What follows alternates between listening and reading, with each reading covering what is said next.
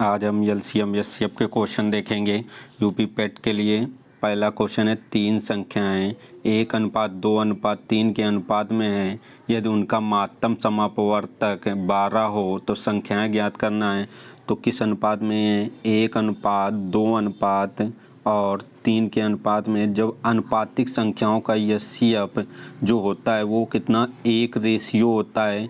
कितना होता है? एचसीएफ 1 होता है। एचसीएफ दिया कितना है? 12 दिया वास्तविक में। तो 1 बराबर कितना? 12। तो 1 में मल्टीपल करेंगे तो कितना आ जाएगा? 12, यानी कि पहली संख्या 12 आ जाएगी। 2 का मल्टी करेंगे 12 में तो कितना आ जाएगा? 24। 3 का करेंगे तो कितना हो जाएगा? 36 होगा। यानी कि ऑप्शन कौन सा सही हो जाएगा? 12, 24, 36। नेक्स्ट क्वेश्चन देखते हैं। नेक्स्ट क्वेश्चन क्या है? अगला क्वेश्चन है, 24 अंडे, 36 खुबानी और 60 केले हैं और इन्हें कई पंक्तियों में इस प्रकार रखा जाना है कि प्रत्येक पंक्ति में समान संख्या में केवल एक प्रकार के का फल हो। ऐसा करने के लिए पंक्तियों की न्यूनतम संख्या कितनी होगी? ये पूछा गया है। किस रखा गया है? 24 और 36 फल और 60 हैं।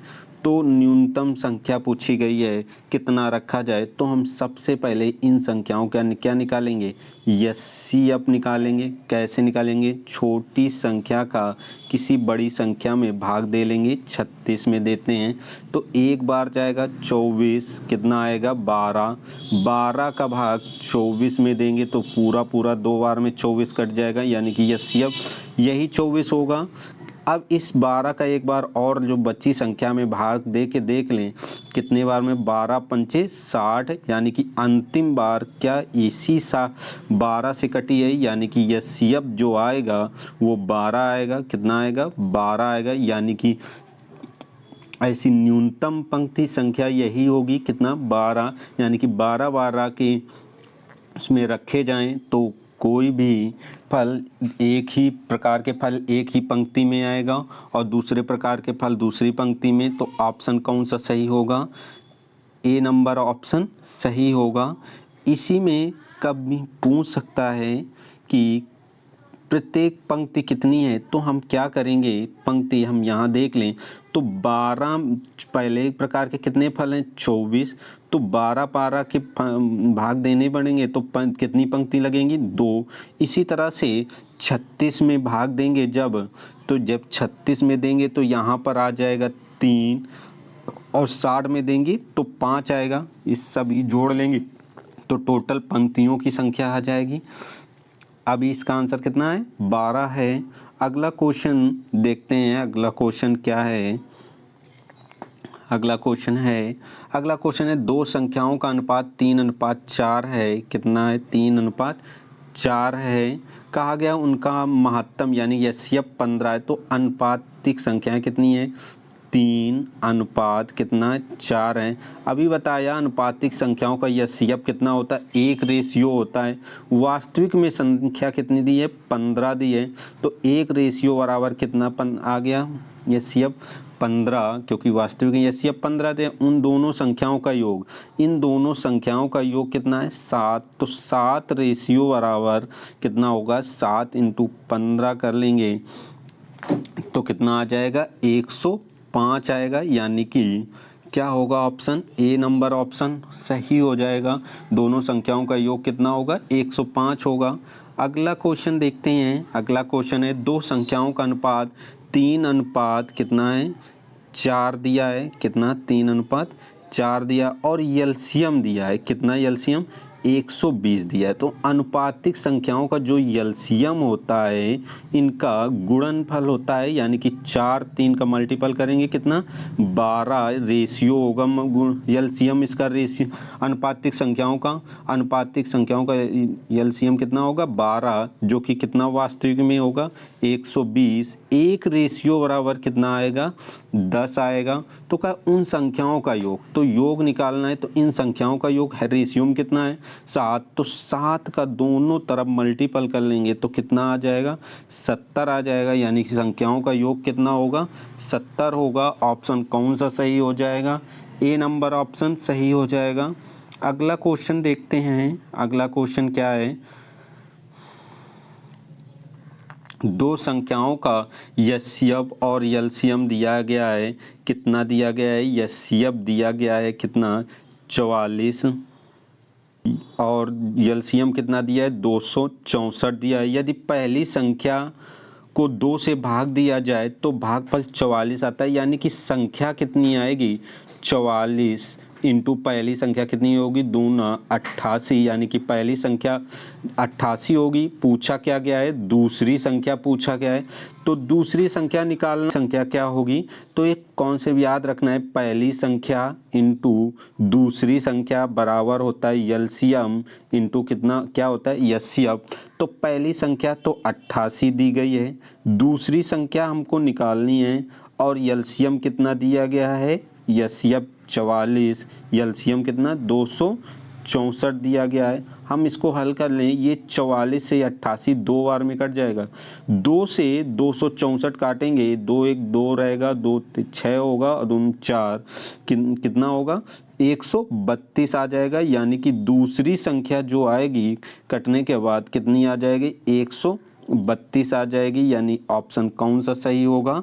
सी नंबर सही होगा। इसमें याद रखना है पहली संख्या इंटू दूसरी संख्या बराबर क्या होता है? एलसीएम इंटू यस्यब, या हम कह सकते हैं दो संख्याओं का गुणनफल बराबर होता है एलसीएम और यस्यब के गुणनफल के बराबर। अगला क्वेश्चन देखते हैं। अगला क्वेश्चन क्या कह रहा है, ऐसी उत्तम संख्या बताइए जो 5, 7, 11 और 13 से विभाजित करने पर क्रमशः 2, 4, 8 और 10 शेष आता है।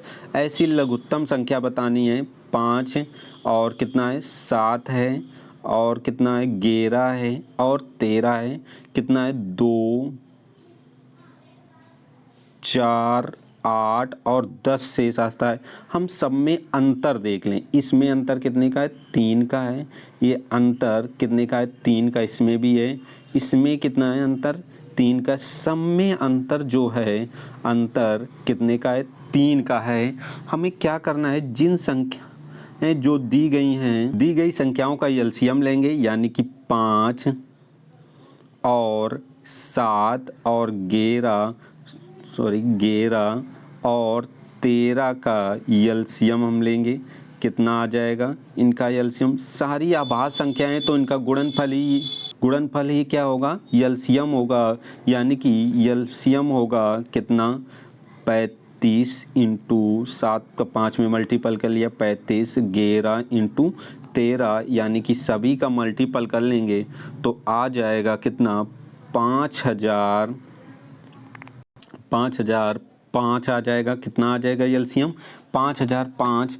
तो जो अंतर होता है, बस अंतर को हमें क्या कर लेना है? घटा लेना है, यानी कि 5005 में 3 घटा देंगे तो कितना आ जाएगा? 5002। आंसर कितना होगा? 5002। ऑप्शन कौन सा सही होगा? बी नंबर आंसर सही होगा। याद रखना है, ऐसी लघुत्तम संख्याएं जिन्हें 5, 7, 11 और 13 से विभाजित करने पर क्रमशः 2, 4 और 8, 10 शेष बचना है। तो हम संख्याओं पहले जितना शेष है उन संख्याओं से अंतर देखेंगे। अंतर सेम है, अंतर सब में 3 का अंतर है, तो लास्ट में जो संख्याओं का एलसीएम लेंगे उसमें वो 3 घटा लेते हैं। अगला क्वेश्चन देखेंगे। अगला क्वेश्चन क्या कह रहा है? कह रहा है एक व्यक्ति के पास 10, 15 और 20 मीटर लंबाई की 3 लोहे की छड़ें हैं। वह तीनों छड़ों में से बराबर लंबाई के टुकड़े काटना चाहता है। वह बिना कुछ बर्बाद किए उसमें से कम कुल कितने टुकड़े काट सकता है? टुकड़ों की संख्या पूछी गई है। टुकड़ों की संख्या कैसे निकालेंगे? टुकड़े कितने कितने के हैं? 10 और 15 और 20, टोटल कितने? 10, 15। तो सबसे छोटा टुकड़े की बात करें, जो सबसे छोटा टुकड़ा काटा जाएगा कि तीनों बराबर बराबर माप के रहें, इस तरह से काटा जाएगा। तो हम सबसे पहले क्या लेंगे? यस्यब लेंगे। तो तीनों का यस्यब कितना आ जाएगा? इनका 5 आ जाएगा। यस्यब कैसे 5 आ जाएगा?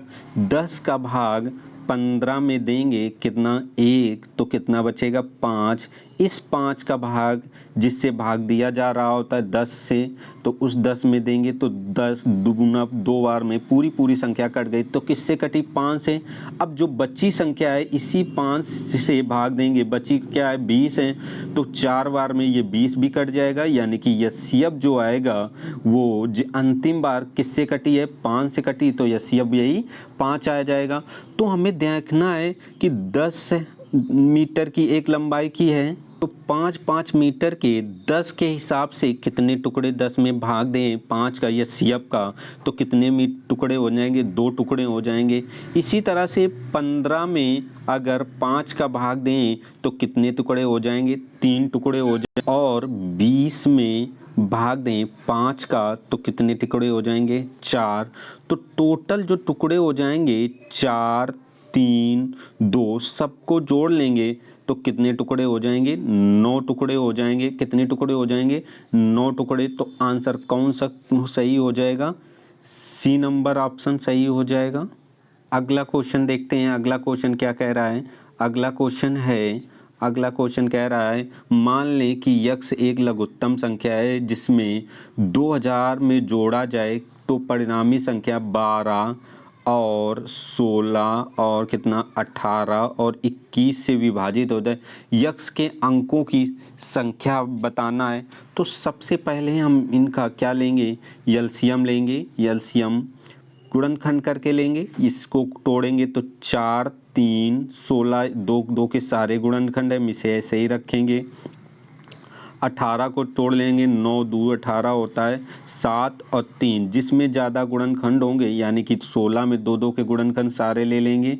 अब 9 में ले लेंगे क्योंकि 3 के गुणनखंड है, बच्ची संख्या कितना 7, यानी कि एलसीएम कितना आ जाएगा 16, 9 और 7 का मल्टीपल कर लेंगे कितना 1000 कितना आ जाएगा 8, लेकिन वो 2000 के नज़दीक है। तो 1008 के गुणज जितनी भी संख्या होंगी सब 12, 16, 18, 21 से विभाजित होंगी, यानी कि अगर 1008 का 2 गुना कर लें तो 1000 क्या होगी 16 हो जाएगी।